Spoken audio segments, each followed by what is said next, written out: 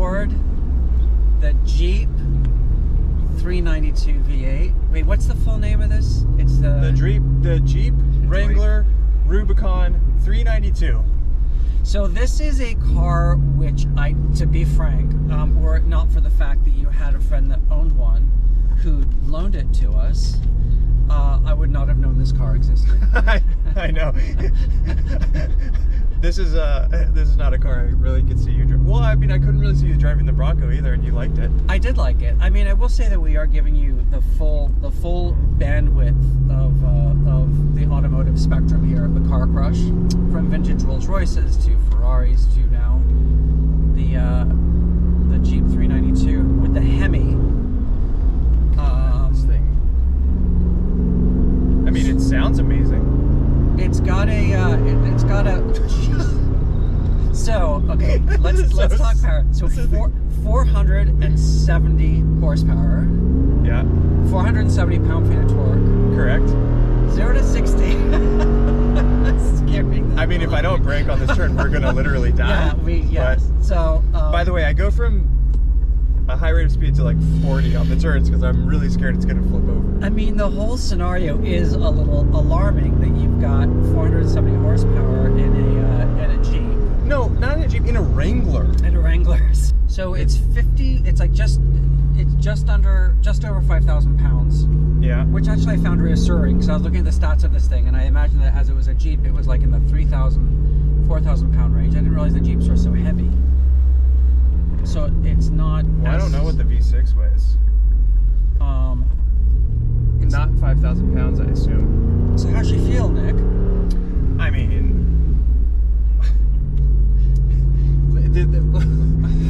it's not made for what we're doing right now. This is, quite frankly, this is dumb. What the hell are we doing here? Why? I don't know why we're in tight, twisty canyons that we took your Boxster to.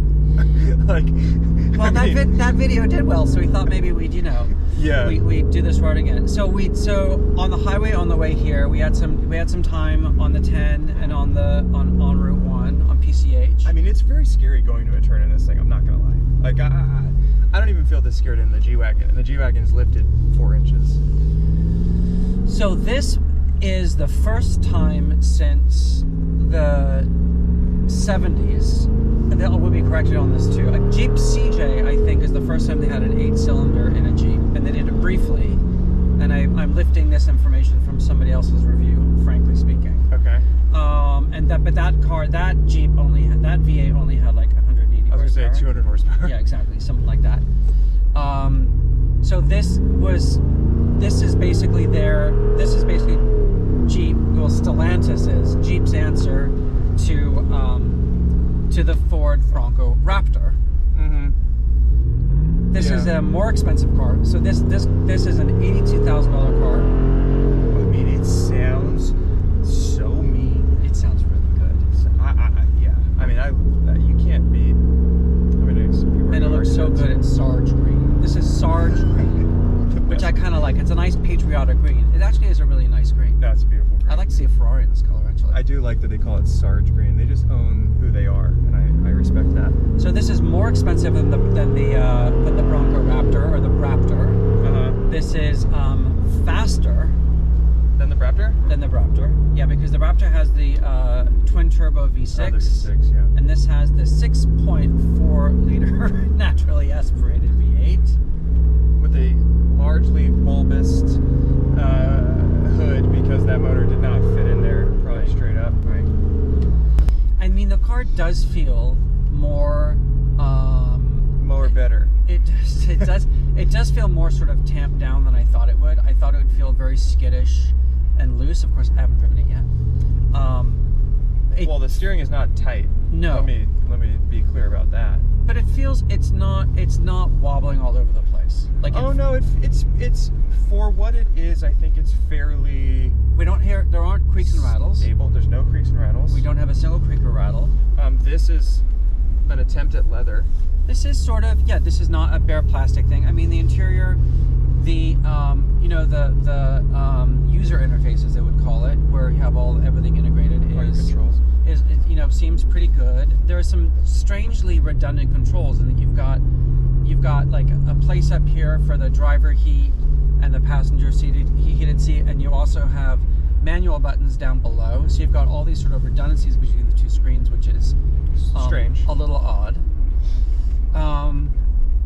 But overall, it's a pretty refined place to be. I mean, $85,000 for a Jeep, you know, it's a lot of money. It's a lot of money for any car. I don't think I need a ton of time behind the wheel to know what this is. Right. I think this is a straight line, red light to red light. Right. Fuck you, I'm faster than you. My car sounds amazing car. It's not a...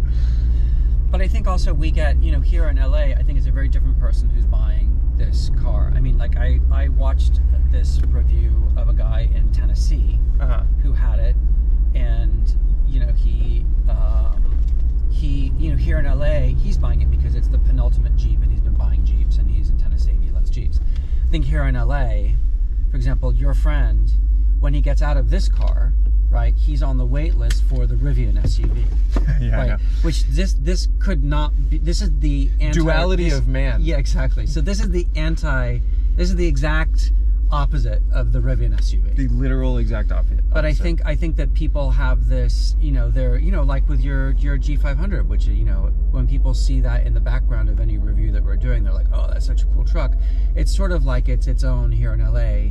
People just love this segment, and they'll get whatever is sort of new and different and interesting in the segment, you know? I agree.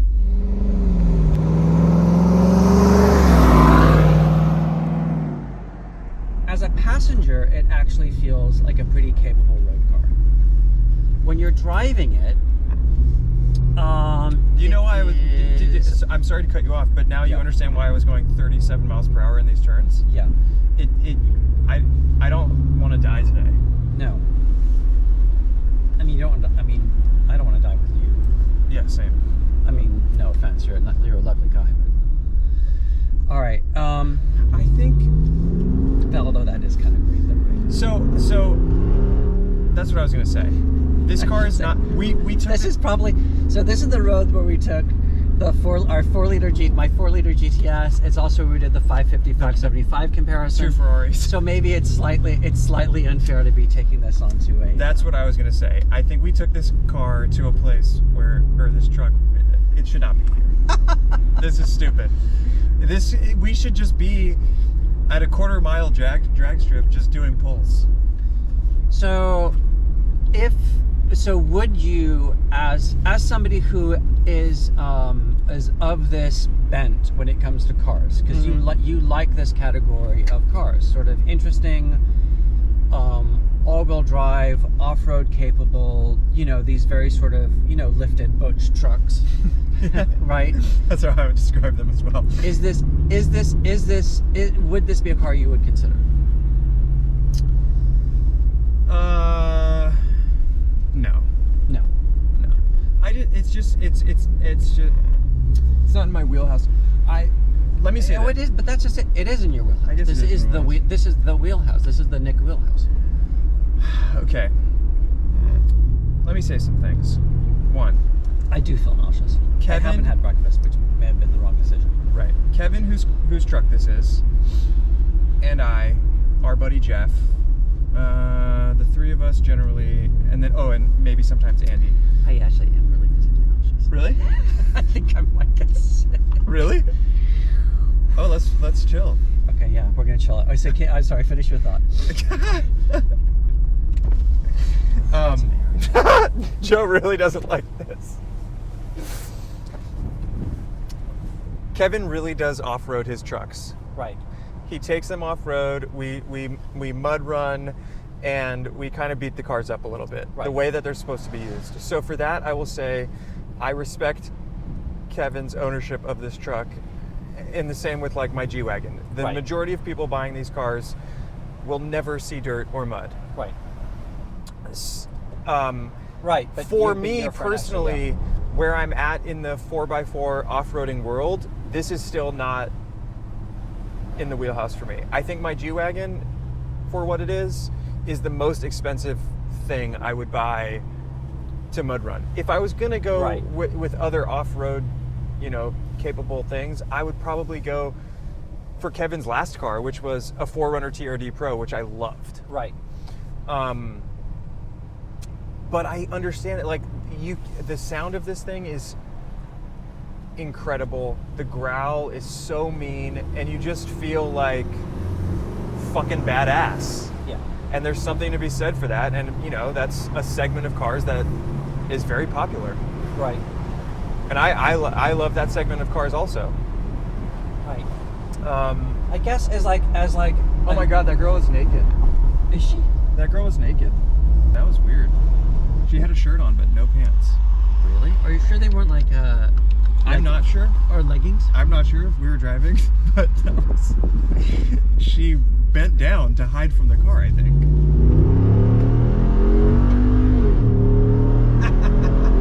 I mean. Then there's that though. That's hard to beat. Then there's that. That's hard to beat. Which I guess is the point, right? I mean, now that we're on Long Malibu sweeps. Canyon, Yeah. and you're not your stomach isn't twisted into knots by.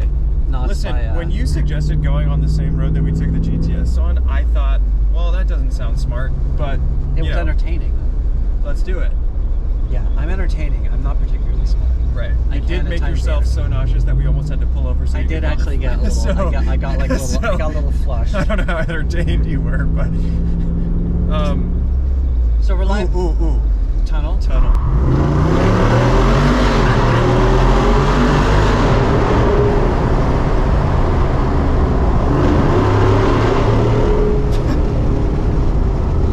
That is absurd. Dude. That's intense. That's I'll give it that. I'll give it so that. intense. That's a stock exhaust. Jesus Christ. That's a fucking stock exhaust system. Apparently legal in California.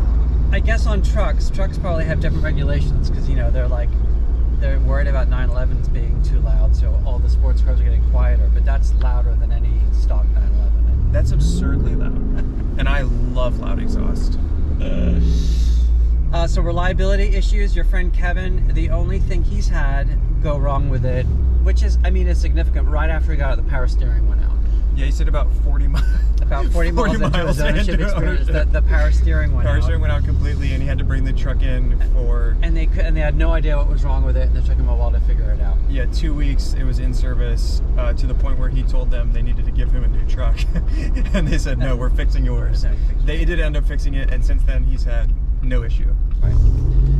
I think the epiphany that I've had, and maybe the epiphany that you have had or would agree with, is that I'd welcome an epiphany. I think we are Missing the point. missing the point. I think we're judging this car as based on judging this 5,100 pound Wrangler with a 6.4 liter V8 in it to basically in our heads we're comparing it to like a sports car. Right. I mean, I know that intellectually we're not, but Right. but we were in that windy road, and that's not the point of this car. The point of this car is to feel like you're 10 years old again. Yeah. And to just make a lot of noise, go really fast, Drive have through a great puddles. time. Not just the one, Sure. but drive through multiple puddles and maybe go up a dirty hill. Yeah, get muddy.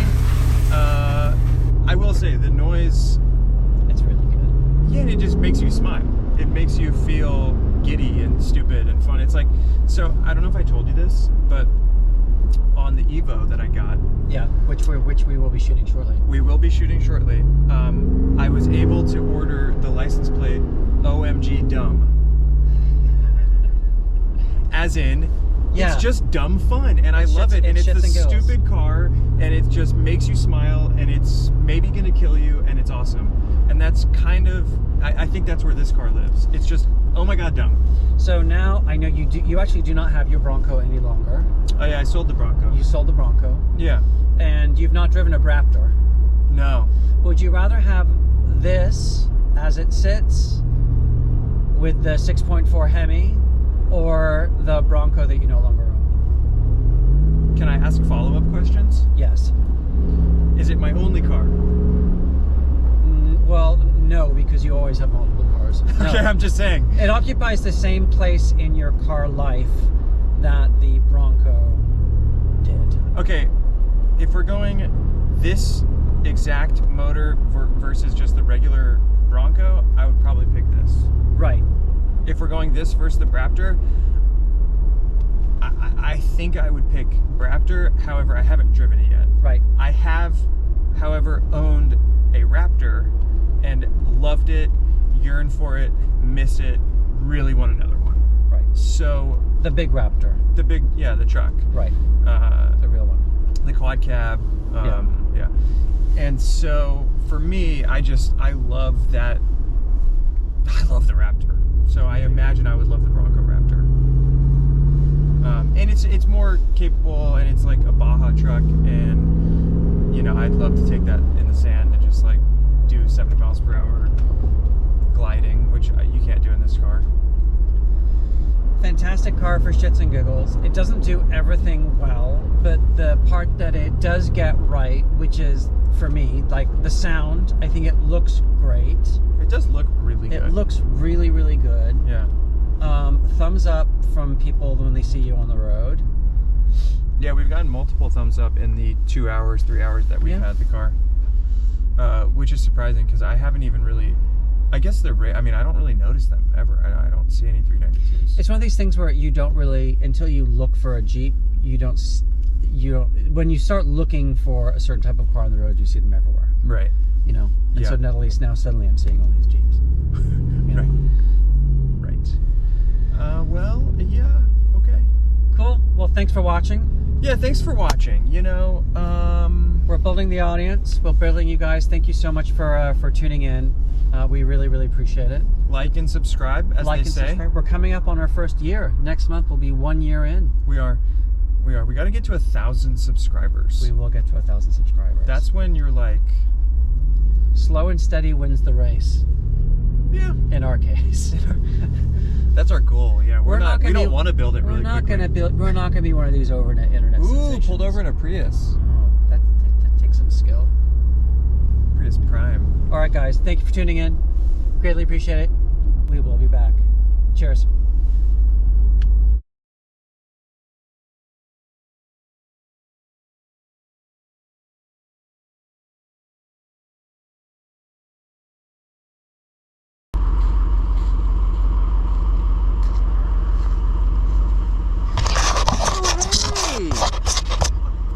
We went back to LA and forgot about you. Don't even. Oh, you're still recording. Okay. Wow, it's been going for 54 minutes. Oh, man.